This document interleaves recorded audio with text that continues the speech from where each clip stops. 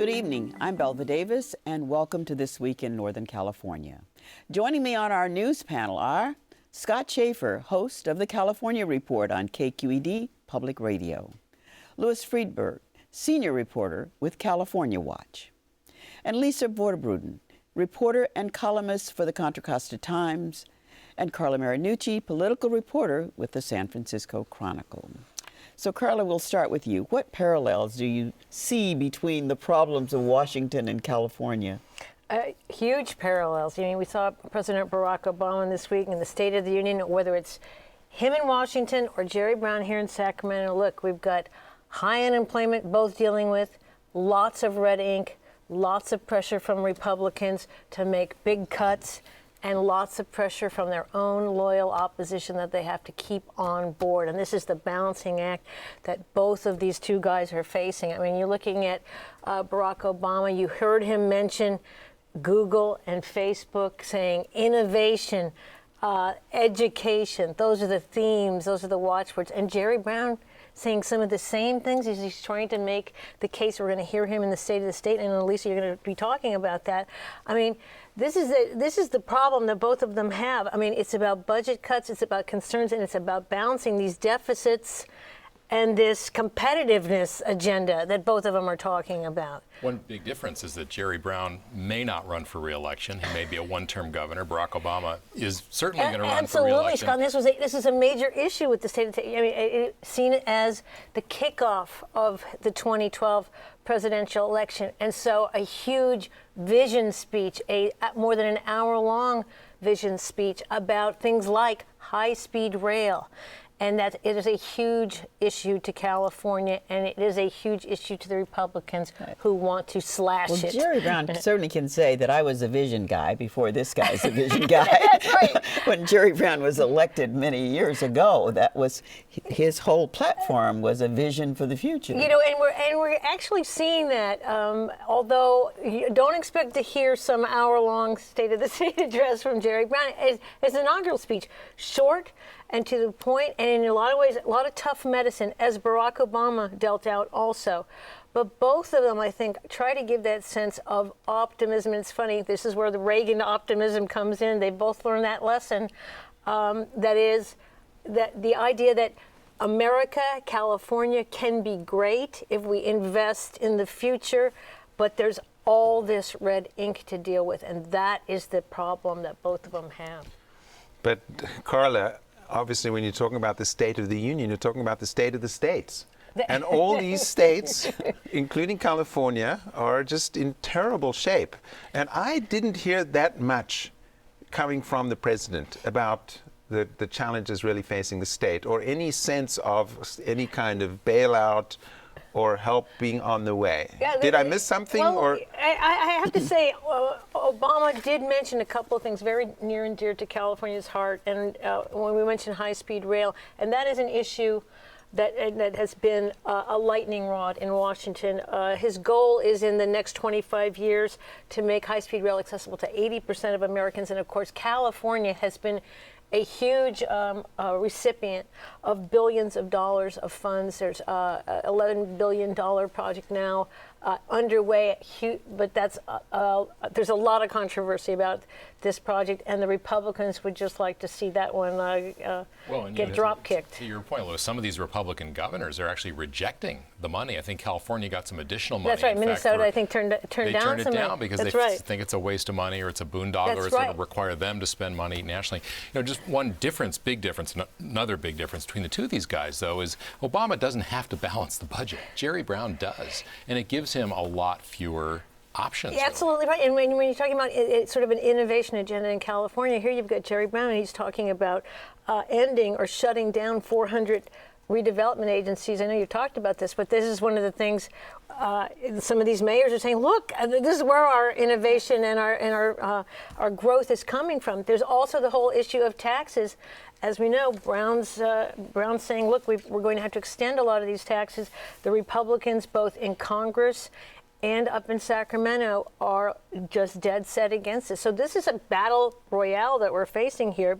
In California, I think we're seeing a reflection of a lot of the national themes on a very big stage, the nation's most populous state. So. But the fact that Jerry Brown doesn't have a lot of Republicans peering over his shoulder, except he does need the 2/3 in the legislature. But Barack Obama, had John Boehner sitting behind him. That's a totally different dynamic. You're right, Liz. Yeah. That is a change. And I think, and Jerry Brown has got, of course, both houses of the legislature behind him, but he's got to win over a couple of these Republicans, and many of them have signed no tax pledges. This is going to be, he is taking the case right to them. And I think when we talk about watching Obama with this very big and often eloquent speech about how we in America do big things, that is sort of the same thing that you hear Jerry Brown talk about, but in a much more sort of granular way. That is, look, California can be great, but we got to get this budget together first. That's his number one deal, and I think that's what you're going to hear him say. That's going to be his message when he comes to the State of the State. Well, Lisa, we'll then start with you, because one thing Jerry Brown has going for him are good poll numbers. Some good news from the pollsters this week. Well, it depends kind of how you read the poll. 2/3 of the PPIC poll, the respondents, said they liked the idea of having a special election for these, a 5-year temporary, the temporary tax syndrome. Yet, the support for the actual tax increases was less. And so you get the sense that people want to have a say, but whether they'll say yes remains to be seen. And it's still a long time from any election. We're still a long way from having any idea what would actually be on the ballot, what would be contained in the ballot. Will there be Republican votes for something to go on the ballot? Right now, they're all saying no. And, it could be very challenging for the governor to use these numbers.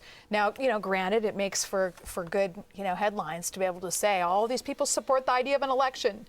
An election for what? What are we going to vote on? And once we get down to those details. One of the things about a special election is that the turnout tends to be a little smaller and it tends to be a little more conservative. What is he doing already to entice those voters, and not only the Republican votes he needs in the legislature, but looking down the road a bit to June in this special election, what's he doing to kind of build trust and support among those folks? Well, my sense is that he's trying to be very direct. I mean, a parallel with Obama is both of them have a very strong pragmatic streak. And the members of the legislature out in the East Bay say that, Jerry Brown he's accessible, he's there, he comes to their offices, they know him, they can talk to him.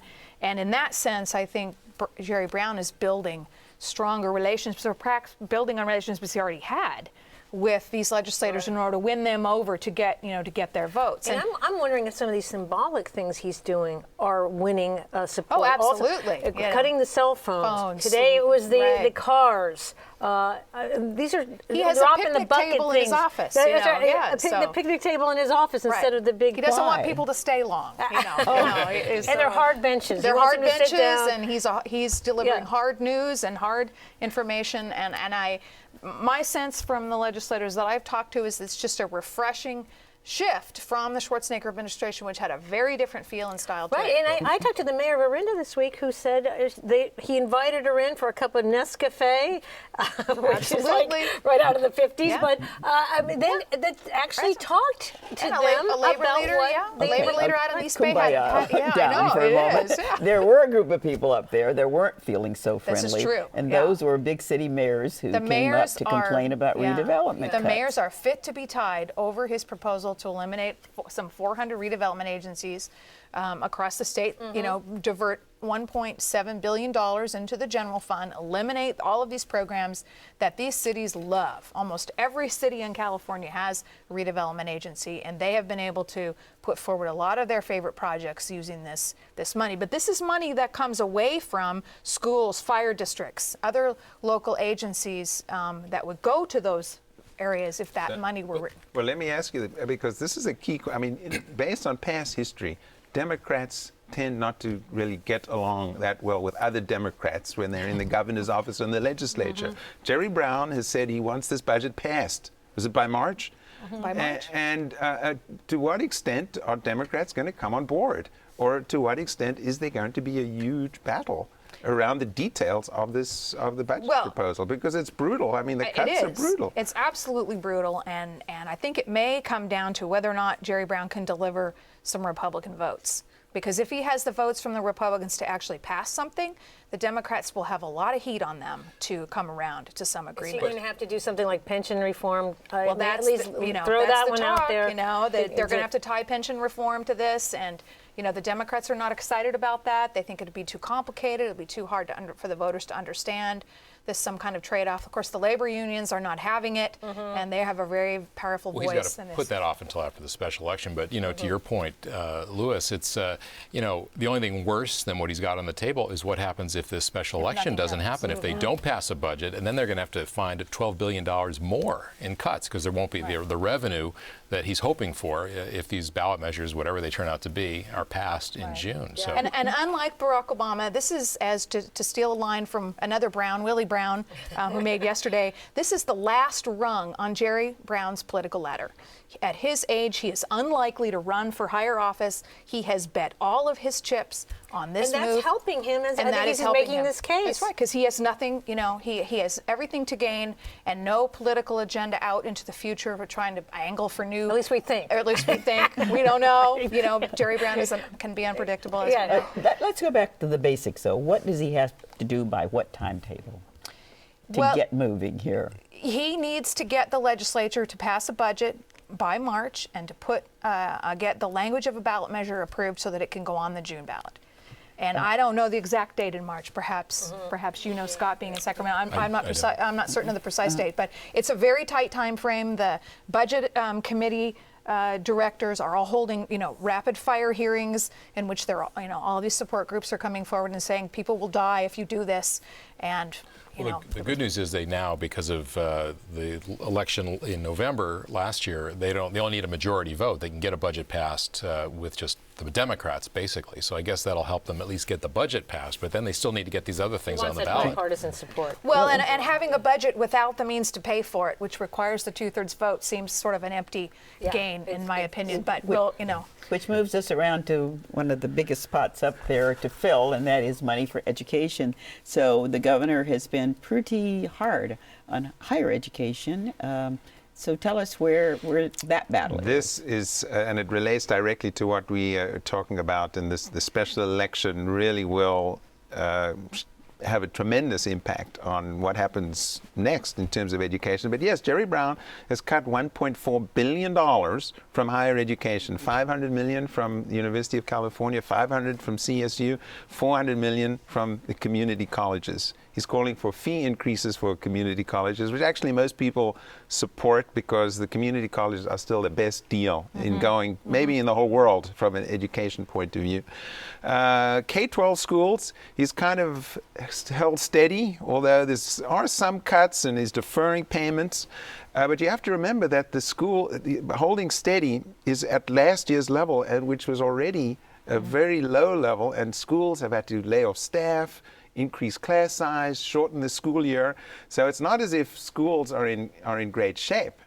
But the key is, of course, what happens in June with the special election, because all bets are off if that tax extension or increase, depending on how you phrase it, doesn't pass. What's the new news? What's the new news? What's come into this mix? The thing that's complicated about it is at the same time that you have all these cutbacks going on, there's also these pressures for reform.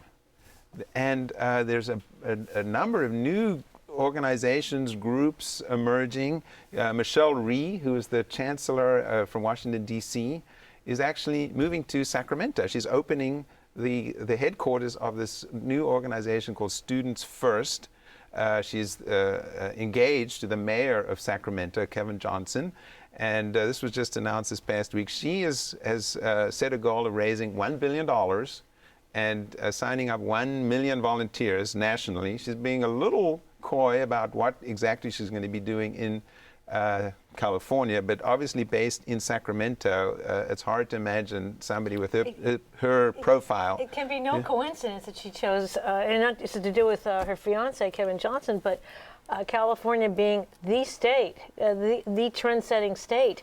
What kind of battle does this set up? 1 out of 8 school kids in the United States are in California. She is very pro-charter schools. She wants to abolish teacher tenure. She wants to change the way teachers are not evaluated. Happy with her, although she's seen as a visionary by a lot of people. What kind of battle does this set up with these powerful teachers unions in Sacramento when you're at the time when it's potentially huge? It's Jerry Brown, who likes to talk about reform a whole lot, but doesn't want to, anger the teachers union. And Jerry Brown, very interesting. He appeared before the State Board of Education this couple of weeks ago when it met for the first time, and kind of bared his soul about what he thinks about education reform. And he expressed a lot of skepticism about these reform trends. He didn't address the specific issues, but he expressed some skepticism about the testing. He talked about inculcating character and having teachers forming close relationships to kids. I mean, things that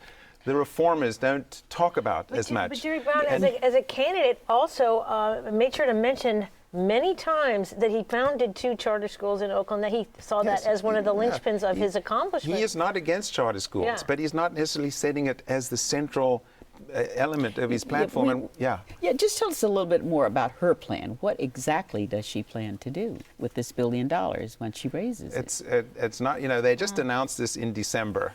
She has a lot of corporate support. Philanthropist Eli Broad from Los Angeles, one of the first people who said he would be supporting her, says she's going to be getting a lot of support from California.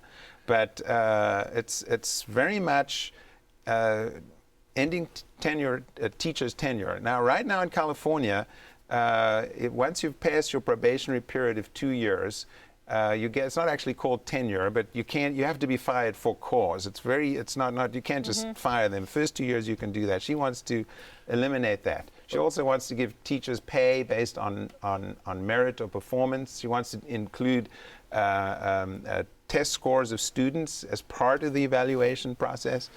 And so all these are controversial issues, and the teachers union is not going to look too kindly on most of it. I was going to say, California has a new superintendent of public education, Tom Torlakson, who was supported by the California Teachers Association. I mean, is he another player in this battle, that Carla has referred to about?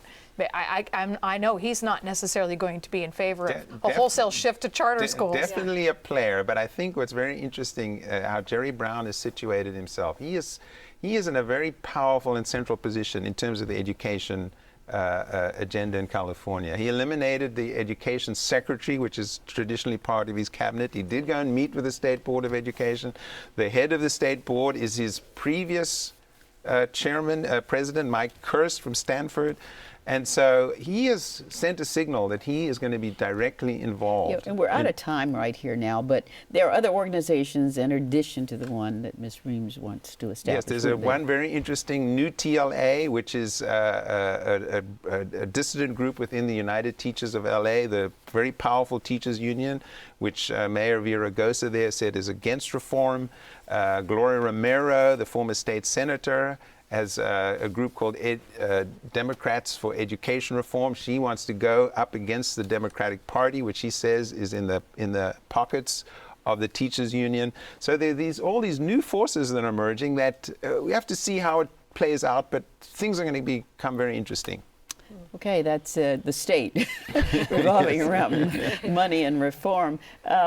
Scott, your story is about the U.S. Supreme Court, who wants to see some changes in the Ninth Circuit here in terms of their powers to make decision on parole. It does, and there's also a budget implication for all that, which we'll get to later. But this is a case of the Supreme Court this week overturning 2 decisions that the Ninth Circuit Court of Appeals, the federal court of appeals in San Francisco, had issued last year. It had to do with a couple of cases of 2 inmates, one of whom was convicted a few years ago of attempted first-degree murder. He was given 11 years to life. Another was convicted in Los Angeles of murder, first-degree murder, and was given 7 years to life. And in both of their cases, in one case, the parole board denied their appeal to get out of prison, and then in the other case, the parole board said, yes, you should be paroled, you've changed and all those things, but the Governor Davis, rejected it and didn't allow him to get released. Both of those inmates appealed those decisions, one from the governor, one from the parole board, to the appeals court, the federal court. And after looking at it, the appeals court said, you know, the state was unreasonable. These two guys should have gotten out of prison and ordered the state to release them from prison. The state appealed to the U.S. Supreme Court, and the U.S. Supreme Court said, no, no, no, you had no business really getting involved in this. And it was a real rebuke to the Ninth Circuit, which has a real tension-filled relationship with the U.S. Supreme Court. And in fact, one of the judges who was overturned this week had two other decisions overturned last week. So very, very contentious relationship. So this whole issue of parole really applies to prison overcrowding, which is a huge issue, as we know, a financial issue here in California. How is this going to impact all this? How is it going to apply to prison overcrowding? Well, in a couple of ways. One, there's another case that the Supreme Court has heard arguments about, and it has to do again with this Ninth Circuit and this same judge, Stephen Reinhardt, a very liberal judge, ordering the state to release up to 40,000 inmates from California, not dangerous, you know, criminals, but people who will not be a danger to society, in order to alleviate the overcrowding. So the U.S. Supreme Court may say again, as they have recently, no, you're wrong. The state does not have to release those folks. And that would have huge budgetary implications, because obviously the overcrowding in state prisons is just one of several reasons that the prison budget is $9 or $10 billion. So it certainly is going to have an effect there. One interesting thing is, you know, we have a new governor, Jerry Brown, and it's going to be interesting to see, does he take a different tack? Does he have a different approach on parole? And he's the former Attorney General. Former Attorney General, right, you know, who appointed Rose Byrd many, many years ago, and then we became tough on crime. He's going to have 6 of the 12 parole board appointments to make in the coming 7 months. So it'll be interesting to see if he puts people on there maybe who have a different attitude about rehabilitation and parole, or if he does what his predecessors have always done, which is to take a real tough on crime approach. Well, he has proposed a pretty significant shift in prison population to the local level, which, you know, maybe will come with enough money to pay for it, probably not. Yeah. Does this affect that in any way? Well, the Supreme Court decision doesn't, but, you know, in terms of the county jails, they're all, the local officials are saying, hey, you know, we're overcrowded too, right, and so we don't really have room for these folks. But you know, this is another issue, of course, but related. You know, Jerry Brown's also going to have an appointment to the state Supreme Court. Carlos Moreno announcing that he's retiring. So we're in the coming weeks, we're going to get a sense of where Jerry Brown is going on the crime and punishment issue. And my guess is he's not going to want to appoint somebody or to any of those positions that's going to create a distraction from the real issue, which is the budget. And he has to face the issue of what this means when you're talking about overcrowding to the state budget. So he has a budgetary problem as well as a philosophical one as to how he feels about parole. And one of the interesting things is that in his budget, he's proposed a $400 million increase for the prison budget, which actually hasn't gotten that much attention. And then he also cut the rehabilitation budget by $150 million. Already cut $250 million under Arnold Schwarzenegger.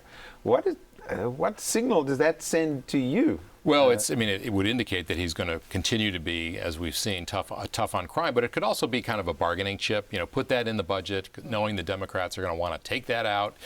You know, mayors, executives always do that kind of thing. Well, they'll put something in knowing that the budget is really a negotiation and it's something that they expect will come out. And that could be, you know, what it is, or, you know, it could be a real reflection of his philosophy.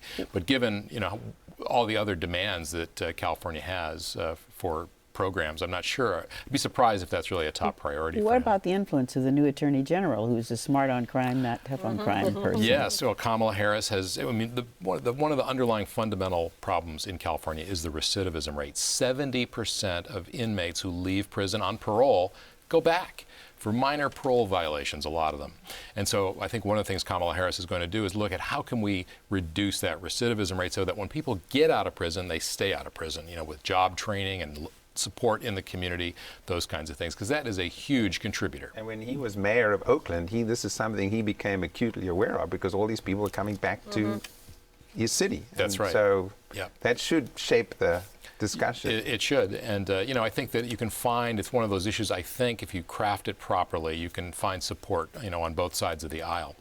Well, I want to thank all of you for joining us tonight to talk about two gentlemen, the president and the governor, who money would mean everything to if they had a little more of it.